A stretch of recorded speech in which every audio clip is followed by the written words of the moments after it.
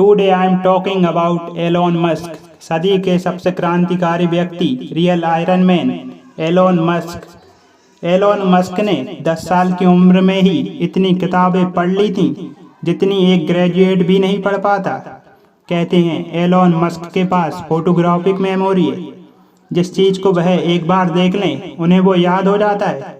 12 साल की उम्र में एलोन मस्क ने अपने घर पर रखे कंप्यूटर और कुछ बुक्स की मदद से प्रोग्रामिंग सीखकर एक गेम डेवलप कर लिया था।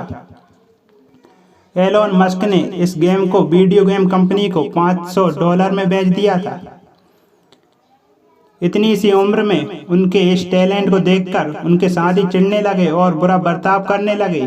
एक बार स्कूल के बच्चों ने उनकी बहुत पिटाई की, यहाँ तक कि सीढ़ियों से नीचे फेंक दिया, जिसके कारण एलोन मस्क को गंभीर चोट लग गई थी। एलोन मस्क ने 1995 में अपने भाई किम्बल के साथ मिलकर पहली कंपनी जिप2 लॉन्च की। इस कंपनी में इनको जल्दी फंडिंग मिलना भी शुरू हो गई।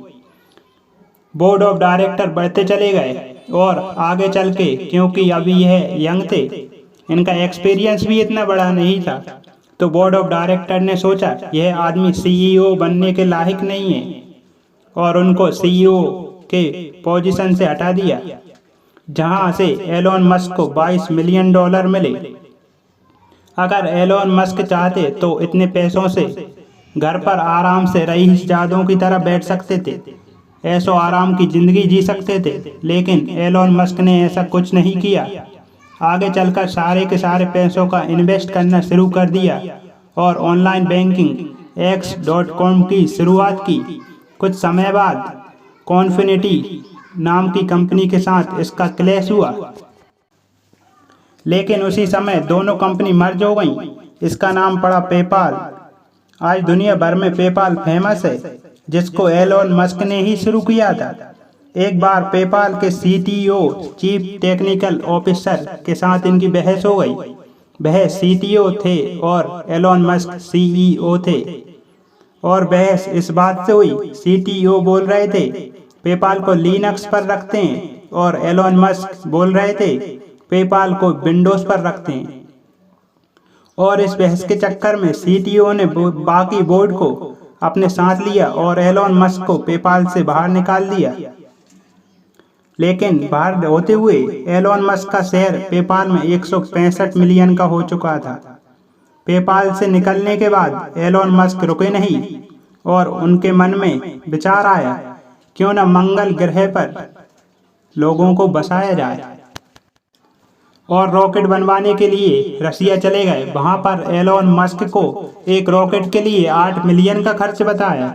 एलोन मस्क को रॉकेट का प्राइस बहुत अधिक लगा और वो वापस आ गए, और एलोन मस्क ने खुद से रॉकेट बनाने का सोचा। और एलोन मस्क रॉकेट साइंस की पढ़ाई घर पर ही करने लगे और खुद का रॉकेट बनाया। उन्होंने पहली बार रॉकेट उड़ाया, वह पूरी तरह फेल हो गया और लगातार 3 बार फेल होने पर उनका सारा पैसा बर्बाद हो गया जो उन्हें पेपाल से मिला था। लेकिन एलोन मस्क ने हार नहीं मानी और दुनिया के सामने ऐलान कर दिया वे फिर से रॉकेट लॉन्च करेंगे। एलोन मस्क ने अपना सब कुछ दांव पर लगाकर उधार लेकर फिर से रॉकेट लॉन्च किया और वह सफल हो गया। और रॉकेट के सफल होने के 4 महीने बाद ही नासा से उन्हें 1.5 मिलियन का प्रोजेक्ट मिला। आज यह नासा स्पेस एजेंसी के इक्विपमेंट, कार्गो और सैटेलाइट को ऑर्बिट तक पहुंचाते हैं। एलोन मस्क ने उसके बाद टेस्ला मोटर्स में इन्वेस्ट करने लग गए और कुछ समय बाद एलोन मस्क टेस्ला मोटर्स के CEO बन गए। और आज भी वह ऐसे कई प्रोजेक्ट पर काम कर रहे हैं जो लोगों को असंभव लगते हैं। एलोन मस्क की लाइफ में कई फेलियर आए, बट एलोन मस्क ने कभी हार नहीं मानी।